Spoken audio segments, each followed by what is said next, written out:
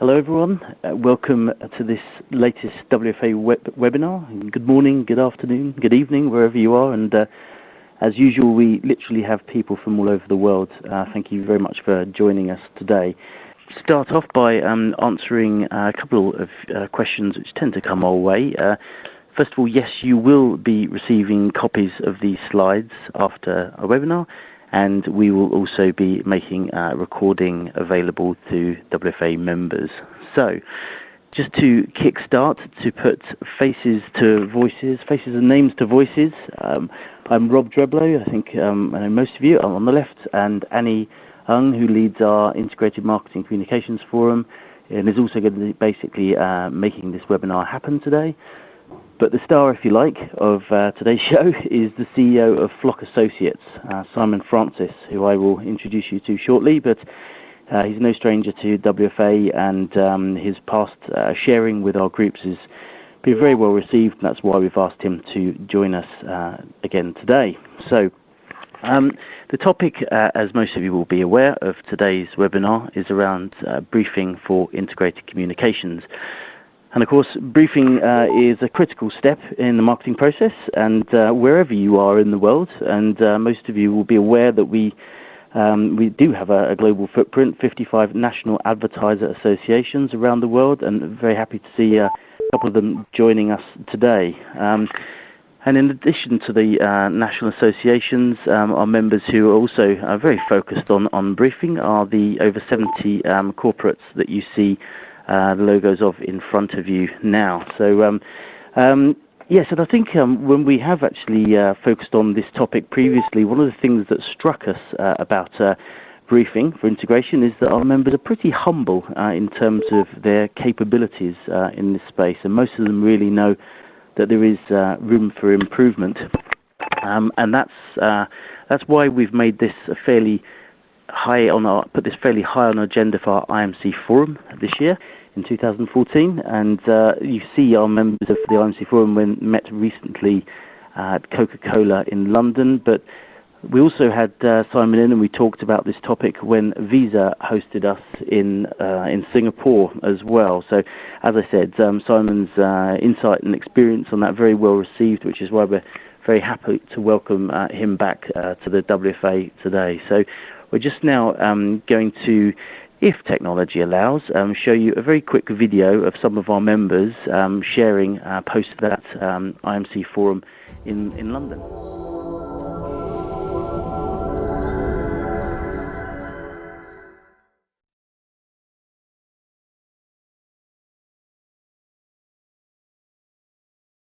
As marketing organisations, we require the support of a lot of different areas of expertise now from different agencies due to the complexity of the marketing and media landscape. It seems that project management is a skill set that marketers are going to have to start either buying in or retraining the people that they have on the ground. I think we all share the challenge of briefing in the right way, and it's also interesting to talk about the side conversations that we have about what is a brief and how do we do that in a better way. My biggest learning from today is that I'm not alone on the journey to change, whether it's about integrated marketing communications or agency management or brand planning processes. Basically important to get a right balance, involving people, having workshops before the briefings, and then when you align to the idea, you kind of, pull through. The conversation around the key connection points and starting with your own connection points was really interesting.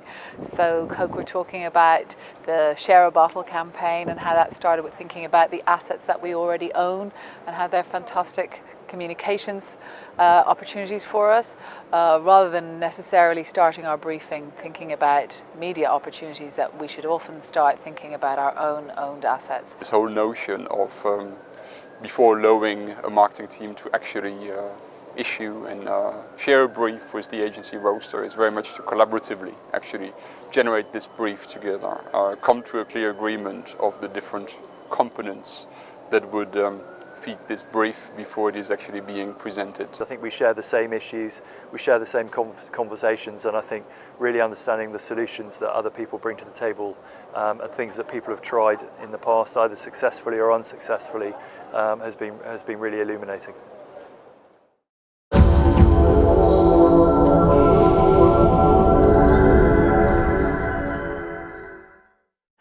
certainly briefing for integration is a common challenge being faced by a lot of companies, and some interesting cases and approaches which were shared in that meeting, and I'm going to share on some of them with you now. And those of you who know WFA will be aware that we don't just focus on physical meetings. A lot of our attention is focused around benchmarks, online tools, and also peer research. And we did one such piece of peer research with Simon and the team at Flock Associates, which was focused around briefing. I'm just going to share with you a couple of the highlights for context, if you like, before I introduce you to Simon.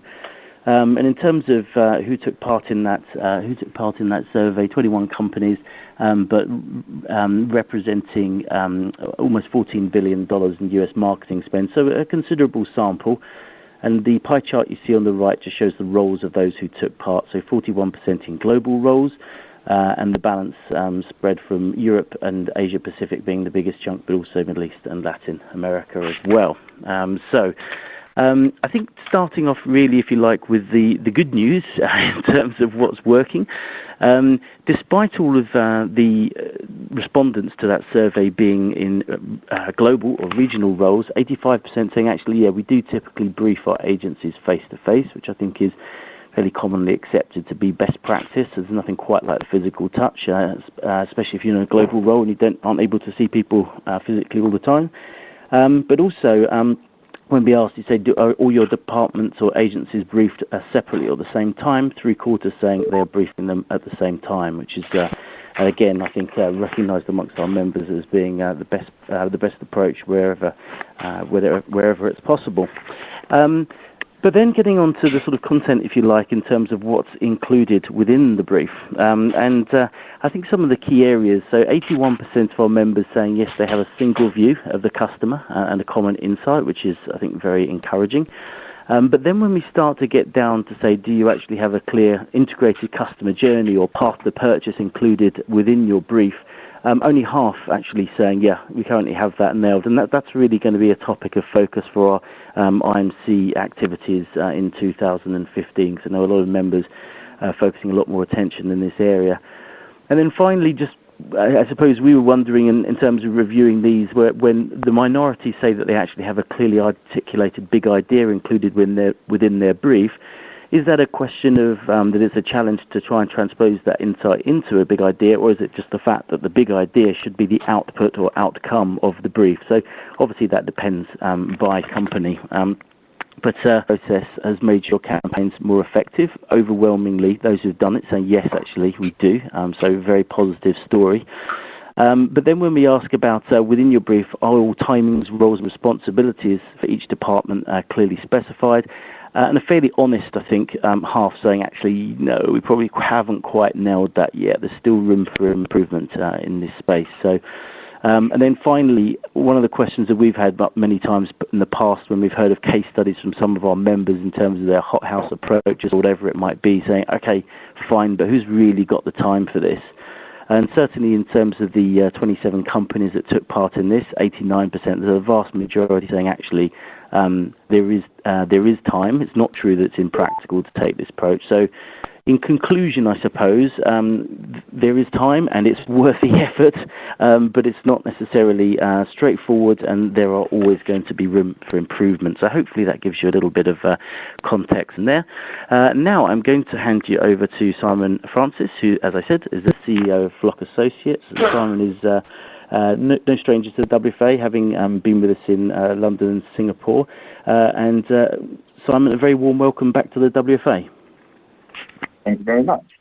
I'm going to flip through just a few charts really, but I'd really like to save some time at the end to do some Q&A and to answer any questions that anyone's got. But the things that I'm going to start off with is looking at some of the problems, if you like, that marketers commonly sort of face, and why integrated briefing has become so critical and so important, but also so problematic for many of you, but also the other WFA sort of members. So let's have a look at some of the sort of first problems. I'm just going to throw some stats out and go through this very quickly so we can get into the solutions.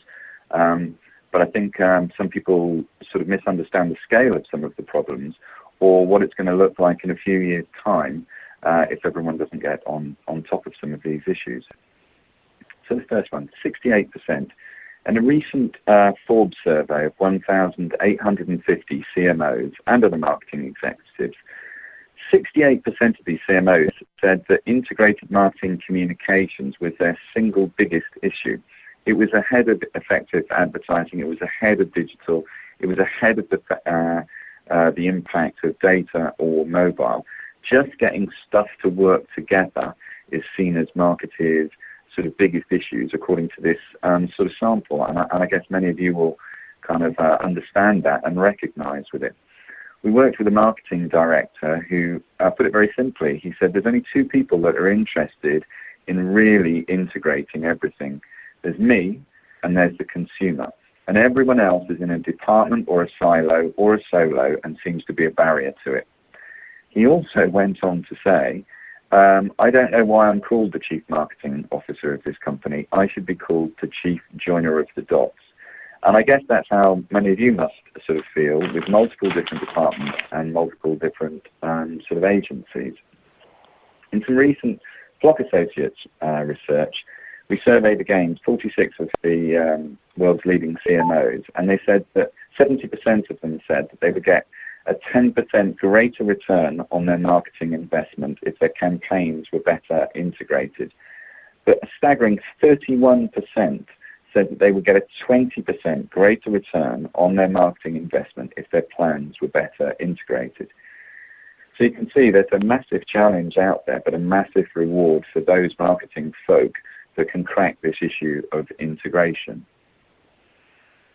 But why is it such a challenge? Some research from ISBA, the Incorporated Society of British Advertisers in the UK, found that just in the UK, the average client had 7 different agencies, with over 10% having 11 or more agencies. Now, some of those are single brand companies, and this is in the UK. This is not a Nestle, this is not a Unilever, or a multiple brand, multinational client.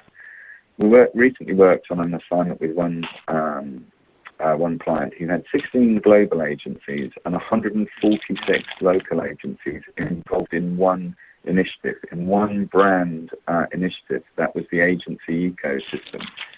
We're working with another client who has 248 marketing suppliers.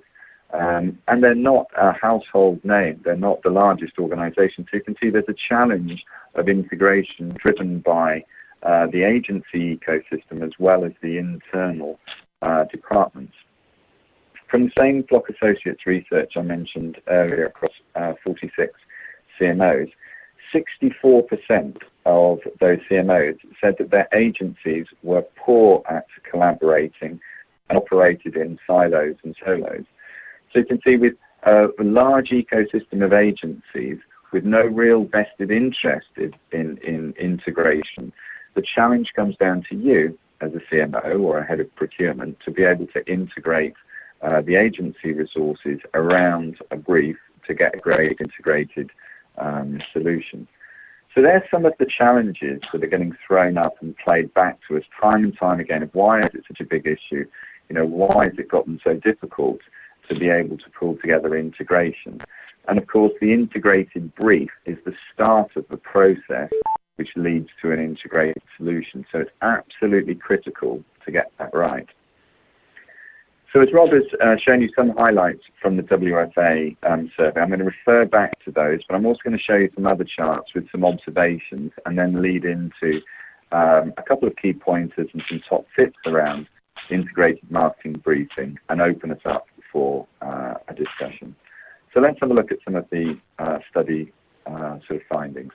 So on the left-hand side of the chart, you can see which of the following most closely reflects your usual briefing approach. The yellow quadrant, which is 40%, if you can't see it on your screen, says we provide a master brief with a specific role for each department or agency.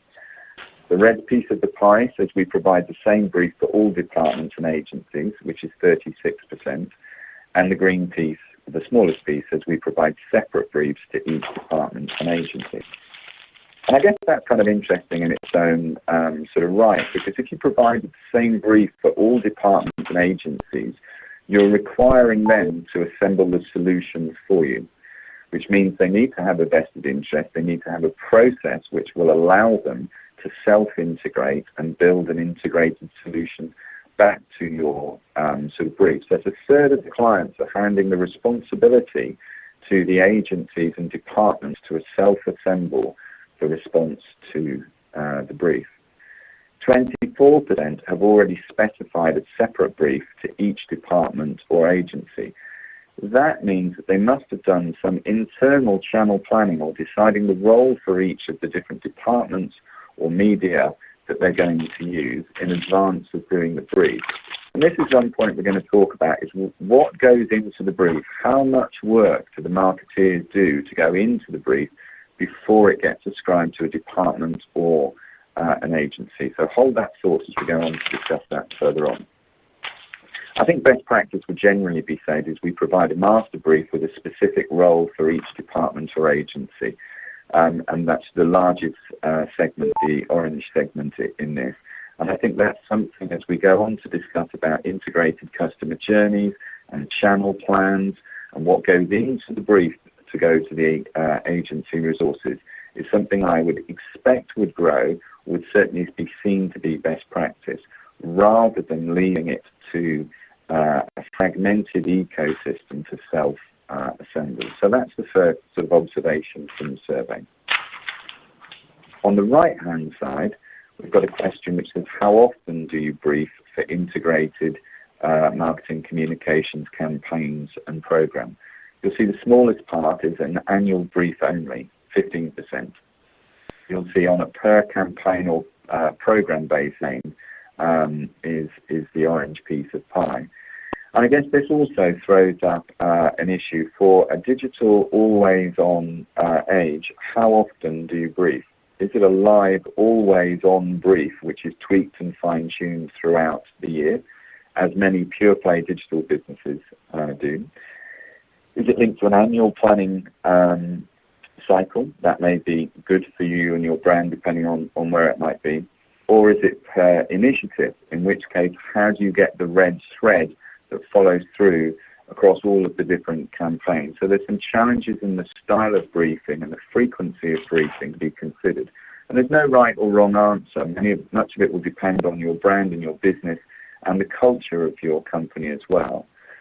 We would encourage, obviously, having a master brand brief that everyone understands and is clearly working to, but have the agility to be able to fine-tune it on an ongoing basis. But again, as I said, there's no right or wrong. Much will depend on your particular circumstance, and we'll look at what are the sorts of things that might dictate that shortly. So there's a couple of immediate findings and questions in which I'd ask you to think of yourself as, have you got the right amount of time? Are you doing it often enough?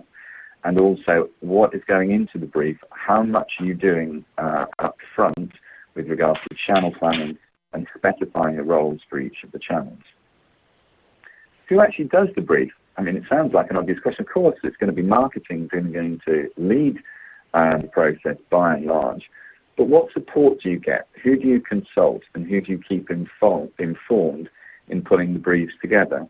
And I won't go through all of the details here, but I think there's some critical issues which we'll discuss here about how do you get insight from, for example, the local markets or the different channels like media or the agencies. How do you get that insight baked into the brief and then aligned across the ecosystem so that when the brief actually becomes live, everyone's bought in and everyone's moving with it in an aligned sort of fashion.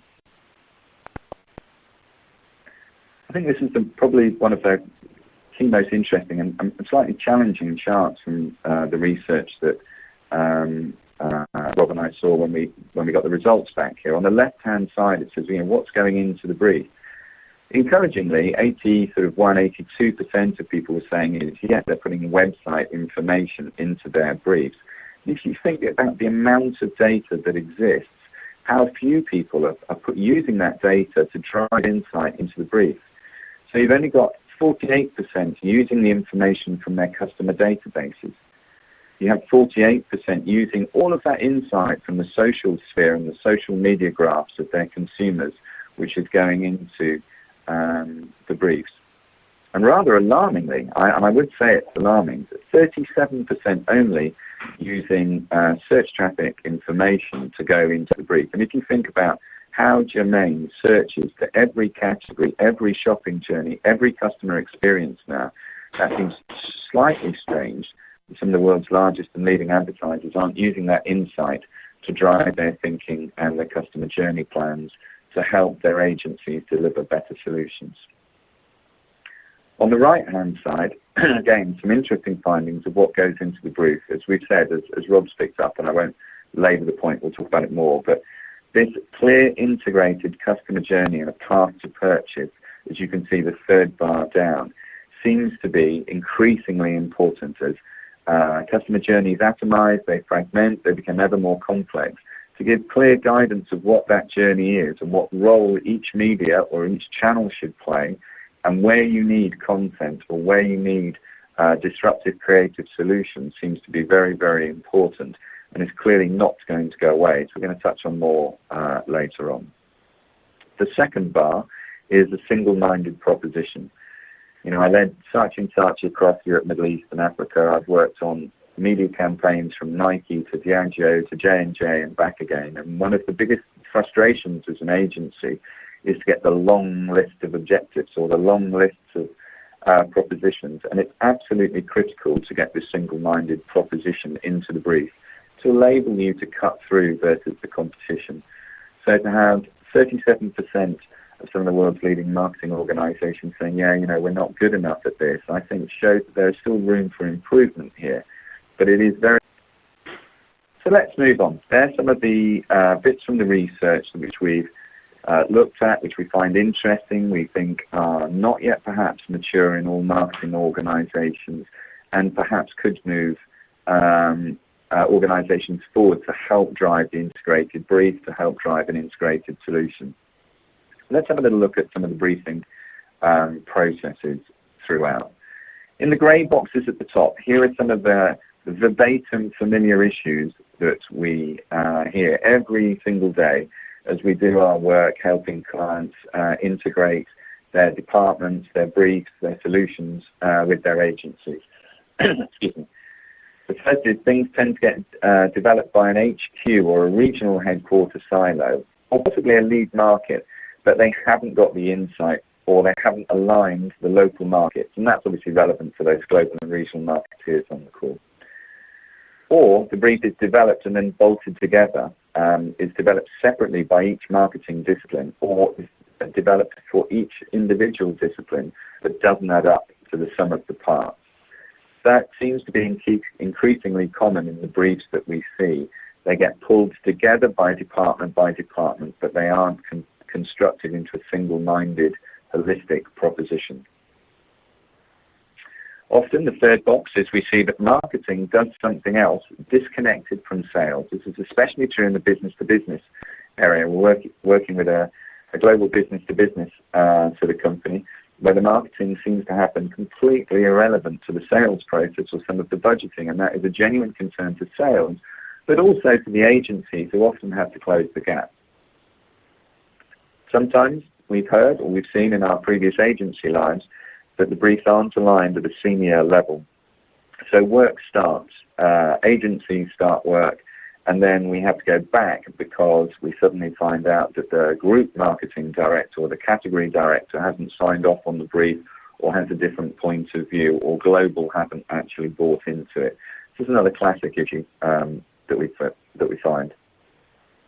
And lastly, there seems to be often when briefs are issued, agencies start work only to be found out that the budget is half they thought what it is, or that we can't actually support an advertising campaign, that it needs to be done in a different means because the budget isn't available to do that. These are some of the issues, and I'd urge you to think about your own departments, your own processes, your own levels of alignment of how you could eradicate some of these pitfalls, if indeed they exist in your organization.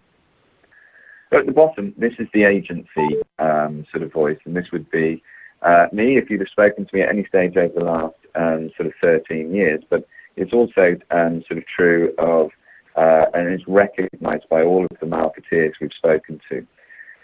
Some say it's a regurgitation of the data, but there's not enough insight or there's not enough learning, and the agencies are expected to uncover some of that insight. So have a think about it. Timing is still an issue. We haven't dwelt on it, but we saw in the research, which Rob and Annie can share with you, that actually a third of clients were saying they were briefing inside 8 weeks to activity. So a campaign's going to go live in 8 weeks and the brief comes out. There's not a lot of time for the agencies to come up with complicated, integrated solutions. The third point is not inspirational, and this is something, again, we're going to touch on sort of lately. You know, there's a lot of very hard-working young people out there working in agencies. And I think the marketeer's job is quite often to inspire the very, very best of their creativity and their talent, and to get an unfair share of their attention within their lives and within their workspace. And a great way to do that is to inspire people. And sometimes the briefs that are issued aren't as inspirational as perhaps they could be, or not as motivational for the agencies. And I'll touch on a case history of where I think someone's done a very good job with that later on. The last point is company out and not consumer in. So consider your last brief. If it was filled with technical features, if it was filled with product specifications, if it was filled with sort of data about usage and attitude, and perhaps I challenge that and say, you know, where is the consumer in this? You know, we have to be centered more and more and more around the consumer and really rooted in consumer insight and consumer truths and their lives and the benefits that you can offer. Again, we'll share some tips on this, but it's a common complaint from agencies that perhaps there's not enough consumer built into the brief, or they're expected to solve all of those sort of issues. So they're the sort of challenges, and you'll have in your mind which ones are true to your organisation or your last campaign or your next campaign. And what I hope to be able to give is some tips and some wrinkles, as we would say, that perhaps you can utilise to transform your briefing process and lead to better work. Look then about how we can sort of challenge some of those sort of issues. What are the sort of the ideal ingredients then that could go into a fully integrated communication sort of brief to each of the agencies to lead to better work? And this draws from work from the ANA and the Incorporated Society of British Advertisers and other resources, plus a series of agency sort of interviews. Clearly you're going to need to have, working from top left, business objectives. These tend to be sort of top down and bottom up, and they can't be fantasy lands. It's quite astonishing the amount of people that have aspirational objectives which aren't linked to budgets or whatever the marketing can achieve. So they need to be smart objectives rooted in reality. And just testing those objectives with both markets, departments and agencies can be quite revealing before they get committed to the brief and to paper, and you know, everyone's expectations are raised. So the second is the single customer view. This is not 10 views of the customers. This isn't 59 customer sales. This is about one clear understanding of the consumer and what's the insight into them. And it's one that all disciplines can share. So let me give you an example of where this sometimes goes wrong. We often see work coming back from agencies where the media agency has one definition of the target audience. The creative agency has a very intricate and flowery definition of the target audience, but it's completely different from the media agencies. And the direct marketeers have 458 closed consumer sales, which bear no relation at all to either the media segmentation or the creative agency segmentation. So it's impossible to integrate if you've got a different view of the consumer and an insight around it. Consumer objectives. These should normally be based in attitude or behaviour and be quantified. So the sort of behaviours you might have are improvements in penetration or frequency of purchase, weight of purchase, frequency of consumption or weight of consumption. These are normally readily available but often left out of the brief as to what is the clear focus. You'll just get objectives like market share, but they could be delivered by different means, and it's important to understand those in an agency point of view. So you're trying to get more people or trying to get people to buy more often is an important marketing strategy decision that should be made as a part of the brief. Excuse me.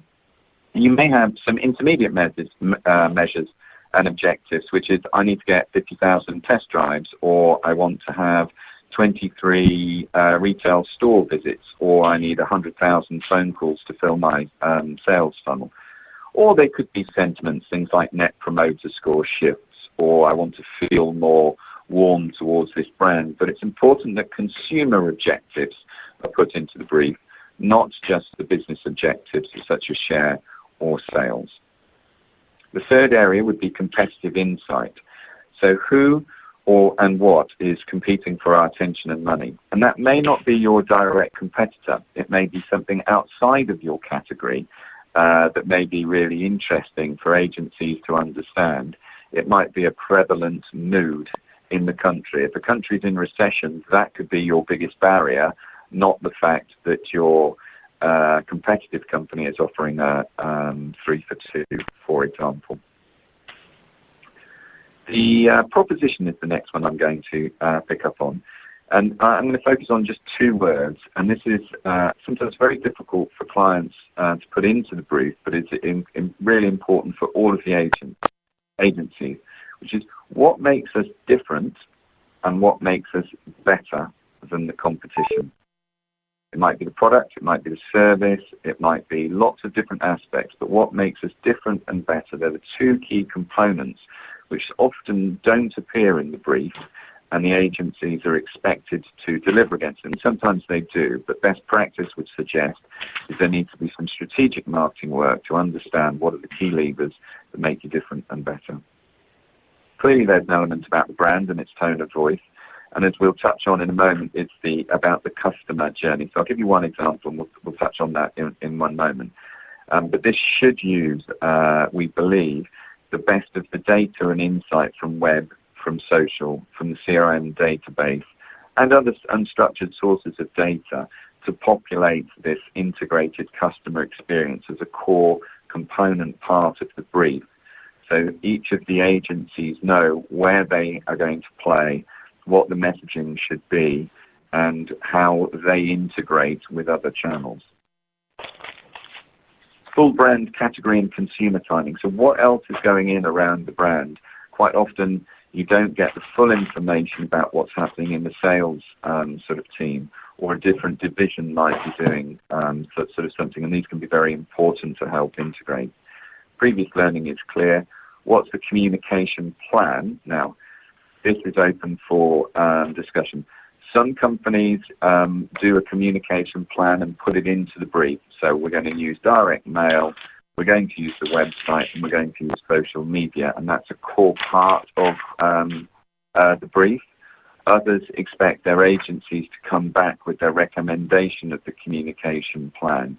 I think this is a critical thing for everyone on the call to think about, is whether you should be doing it and giving guidance of which agencies need to be doing what, or whether you're expecting the agencies to come back with a solution. And as I say, there's no right or wrong, but it's being crystal clear and making a conscious decision of what you would like to do. And there are different pros and cons of those. What are the data needs? So this is an increasingly important point about what data do you want to capture as a result of the campaigns. With the amount of data that modern marketing consumes and requires, very often it's not clear whether you want to capture customer information. If you do, how, and how to structure that sort of data. So that means if the agencies aren't clear about what data they need to capture or to consolidate, or where to move the data to, so it gets left until after the campaign has gone live and is then poorly manifested.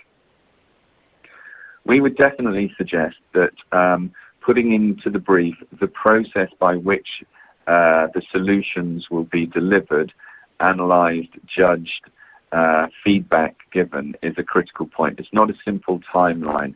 It normally might specify that different agencies need to speak to different people, that there will be an approval step here. This is who's going to approve what, where and when, so that everyone is crystal clear on what roles they have, what responsibilities they have, and when things are going to happen.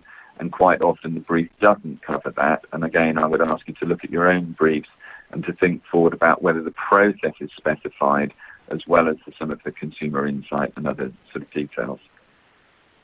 The last piece, which absolutely should go in terms of best practice, is the inspiration, the motivation, the passion, how to make this brief real, how to make it come alive in front of the agencies, how to get them to participate in it, to be excited by it, and to give the extra 9 yards or 9 meters worth of effort that it's required to come up with a genuinely world-class solution rather than another sort of brief. Today, I would say some of the ideal ingredients that need to go into the brief.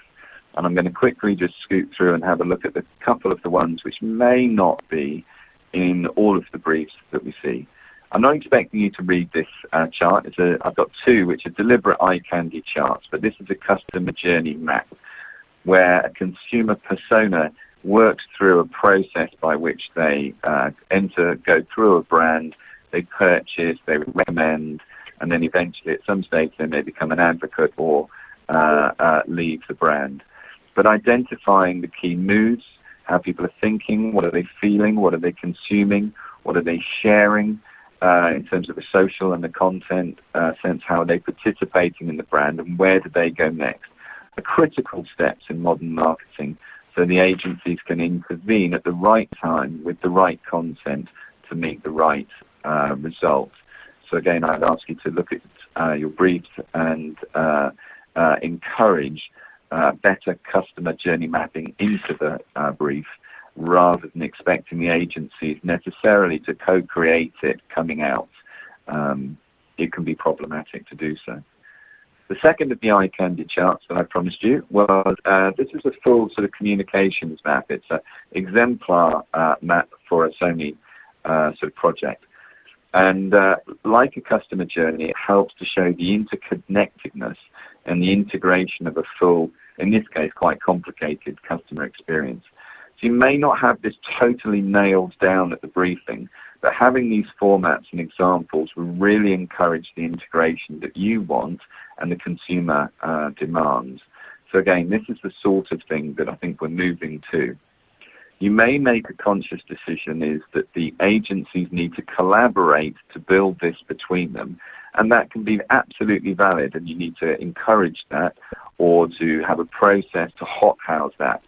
So Rob was talking in a recent meeting about how Coca-Cola locked their agencies away in Mexico, and we indeed run these hothouse briefing sessions for multiple agencies to be able to map this experience. So they're going through this and we'll give a couple of top tips and then say sort of questions. But by all means, start asking any questions if you'd like to on the Q&A sort of box. So the process might run in an organisation like this, and say there's no right or wrong, it's just an example. First of all is to gain the insight. So what data do you need from the markets and the agency? So how can you suck all of the insight and build a line, have the full information, start early and start with a draft brief. Put it up to challenge. Get the markets to have a look at it and to say that they disagree or that they agree. Get the different departments to put their challenge onto the brief. Get the agencies to have an early first phase input into the brief so that you're able to take their experience, their wisdom and data and their expertise to build the brief and help build alignment. This is especially true for global and regional marketeers to open themselves up to gain the input to build alignment. So you will refine and align the brief. You may have another iteration. You might have another go at it. More on this, but very often you will find people that will take what they call briefs onto the streets. So instead of being briefed in an office, they will take it out to where the consumer lives. So they'll go and sit in a housewife's kitchen or a kid's bedroom or out on the street and challenge the brief and start talking to real consumers around the brief. So the creative personnel and other agency personnel can really feel the brief and understand it rather than just the data and the font size 10 words that sometimes exist on these briefs. You'd naturally expect a response back to the brief in an integrated fashion, of course. So there is one overall solution that's built, and then you may issue a tactical rebrief to make sure that everything is coming back together and get agencies to work together to solve particular problems before you go on with creative development. So that's a different style of briefing than the way that some clients do it, but would considerably help get better integrated briefs and better integrated solutions than some of the briefs that perhaps have been issued in the past. So the first is time. If I only had 1 hour to save the world, I would spend 55 minutes defining the problem and only 5 minutes finding the solution. It is staggering that not enough time is left for the development of amazing briefs, which are going to lead to amazing work, generally world-beating sort of work. Everyone knows when Christmas comes, or the holiday season, or Ramadan, and yet so often briefs have started late. They don't tend to change an awful lot through the process, so I would just encourage you to look at your biggest campaigns in the next 18 months and think about the optimal time that it will take to create a fantastic brief and when you should give it to the agencies. As Blaise Pascal wrote as long ago as 1657, I have made this letter longer because I've not had time to make it shorter. That isn't a real brief on the right, but sometimes it feels like that as an agency, or in our current role as a consultancy, distilling that for agencies is what drives a better media solution, drives the better communication plans. The next is inspiring agency teams, and this is a short story, so apologies for anyone from Adidas on the call, but I'm going to go there anyway. I won the Nike business once across Europe, and I went to see the Nike client, and I said, what are my objectives for the year? And we were having a sushi, actually, and he chewed on his sushi very slowly, and then he wrote on the napkin my brief for the year, my objectives, which was to create media history. And that was it. There was no reach, there was no frequency, there was no discount. That was our sort of challenge. And I was so motivated and inspired by this, I wrote it on the bottom of every single chart that we presented for that year. Does this create media history? And it was a challenge to my internal teams to do great work across Europe, Middle East and Africa. At the end of the year, having won numerous awards and done some really genuine, I said, so what's the objective for this year? And he just crossed out the word media. And I guess that's the, so the brief of the year was to create history. And I guess that's the level of inspiration that you can do. And it doesn't have to be on a Nike or a Coke. It can be on any category. It's the level of inspiration and the effect it can have on your agency resources, should you choose to. I'm just going to finish before we take questions on what we would consider as FLOC and across the WFA, top 10 tips for shaping change in large organizations, and I focused on those. The first thing to do is to pull together a team of stakeholders to really look at your briefs, okay? To look at the issues and to solve problems. It's going to involve the agencies, it's going to involve marketing, it might involve sales, what briefs look like, what's in them, how can we sort of improve them. It needn't take long. That could be a day workshop with some feedback and some issues afterwards. It's not about the form, it's about the process. It's about making sure the right data's in there, that they're inspiring, that there's a clear customer journey, all of the things that we've discussed. The second point is to create the time to get to a brilliant brief. Really go for it in terms of building the time to do a brilliant brief. It's not about regurgitating information and giving it to the agency to then sort it out. It should be a point of pride for marketing to have the world's best sort of brief. And that will take some time, not least if you work in a global organization, just to get bulletproof alignment. Bulletproof alignment is not the lowest common method to an inspiring brief, which will take time. The third point is, of course, single-minded. In a complicated world, a real focus is what's required. Too often, too many people use too many channels to try and do too many messages to too many consumers. So finding the core focus in your brief, in your channel mix, and in your messaging will lead to the most inspirational work creatively, but also the biggest cut through from your media, your channel plans, your digital and your social activity. Fourth point would be use an integrated consumer journey as part of your brief. You've seen some of the examples you give. If you think it's bad now, imagine what we're going to be like in 4 or 5 years' time. Imagine when social is everywhere. Imagine when we've got the Internet of Things connecting devices, services to real sort of people. Without that level of integrated consumer journey and customer experience mapping, it will be very hard to plan for integrated campaigns. The fifth point is about thinking about how you get your teams to see the insight and experience the brand in situ. And I see that it's very different from forms and data and charts. I see that as living the brand and the brief. There's nothing like showing a creative team, what the brief's all about.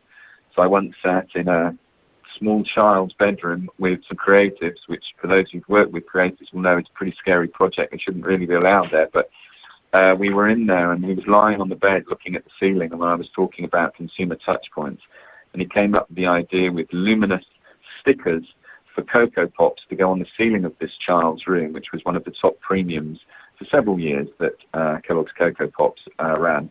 And it simply came by briefing him in situ in a child's bedroom. There's no data that I could have shown him which would have led him to that idea. Sixth thing is inspire. Get the agencies out, give them a good time. You sell cars, drive them around racetracks, do whatever you need to do to inspire them to get the best of them. They're people, and people work best when they're inspired and highly motivated, and sometimes we forget that. I'm sure many of you play sport on a Sunday morning and will just have the most amazing team conversations with a football team or a netball team or a golf sort of team to inspire each other and rev each other up. And yet we go to work and we sit in a grey meeting room and give a grey brief to some exciting people who want to do amazing work. So just think about that piece. Point 7 is getting the logistics and responsibilities perfect. So the process elements of the brief will make for a happier life if the agencies know exactly what they're doing, when, why, and to who. And that's really the point 7 and the 8. Point 9 is creating opportunities for agencies to work together as a result, to co-create the brief, but then obviously afterwards in terms of creative co-creation, developing work together. So whether that's a hot housing session, whether that's a webinar like this, how do you get the agencies fully to understand the brief, to contribute to it, and to understand each other's roles and know each other perfectly. And the last point 10 is, I'm going to say it one more time, it's about creating the time to creating a genuinely brilliant brief. So they were the top 10 tips. I can see some questions coming up. So I'm going to ask Robert, if you can filter them sort of for me and give me some questions. We've got a few minutes for me to give some feedback. Absolutely, thanks for that, Sam. I really appreciate your contribution there. I think a couple of bits maybe to add to that in terms of that we shared with the video at the start of the session. When we got into discussions, I think one of the things that our members were saying to us was oftentimes when HR are looking for new talent for the marketing team, they're looking for the most sort of creative individuals within those organisations. And actually, oftentimes it's not necessarily sort of creative people who are best at enabling integration, when it comes to the briefing process or beyond. And actually, you do need more process-minded people oftentimes. So that was one area in terms of those individual people. Another one that I think you probably saw from that was, from a purely media perspective, to not sort of start the whole process with paid, owned, earned, but rather start with the owned, earned, and then finish with the paid, i.e. the most expensive bit afterwards in terms of the order that you were going through. But we'll share the results of those survey with everyone afterwards on this. And as you rightly said, a couple of questions coming through. So we had one here. They're asking, do you have any special advice for briefing digital channels integrated with offline? Yeah, I would say absolutely. It's not about offline or online or below the line or store versus sort of digital. It's mapping it from the consumer's point of view. So best practice would be create your consumer persona, so who is your consumer, and then map their journey through offline and online, through social, through all of the different channels that they will use, and then specify the roles for each of the channels against that integrated customer journey. So throughout that, there will be some roles for digital agencies where you will ask for a digital intervention because you really understand the consumer journey. There will be some roles for example, advertising or direct mail or ECRM in that customer journey where you can see the perfect point to intervene. So as I said, use the customer journey, plot out the key contact points and the opportunities, and then write the specific brief for digital or offline around that customer journey. Yeah, absolutely. I think you'd say customer journey is going to be a big focus. And if you, we're sort of nearly out of time actually, Simon, but if there were one thing that you were going to encourage WFA members to kind of take out of this, if they're going to change one thing when they get back to their day-to-day, what would you suggest it be? Against my own advice of single-minded focus, I'm going to do two. I think, and they can't be appoint flock associates. That's not allowed as an answer. No. Well, that's a given. I would hope. No, absolutely. I would say the first is to genuinely inspire. I think it's vastly underrated or misunderstood how much difference it can make to a creative product by the most inspiring clients. Just great people doing great inspirational sort of briefing will lead to a better result of the same piece of paper or the same form. That's just so misunderstood. It's unbelievable, and just spending small amounts of time and money on it will make a dramatic difference. So that's the most simple and the quickest fix you could get. And the second is the customer journey. I think it's just so complicated now. If you don't have one, it's impossible for the agencies to self-integrate, and they have no vested interest to do so unless you're running an incredibly good process. So do that in-house. The channel planning and the customer journey in-house would be the more technical side of things. Yeah, absolutely.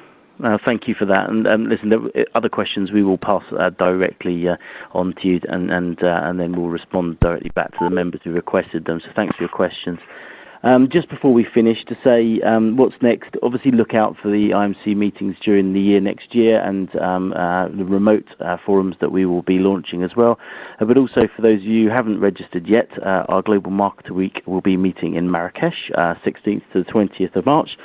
I've got some great brands there, including presenting on stage Lego, Airtel, L'Oreal, and also some great partners, Contagious, AKQA, and the guys at Karmarama. So if you're watching a recording of this webinar after the 20th of March, then you missed an amazing event. And if not, we very much hope to see you in Morocco. So that only remains for me to say thank you very much to Simon for your contribution again to the WFA. And of course, thank you very much for joining us today.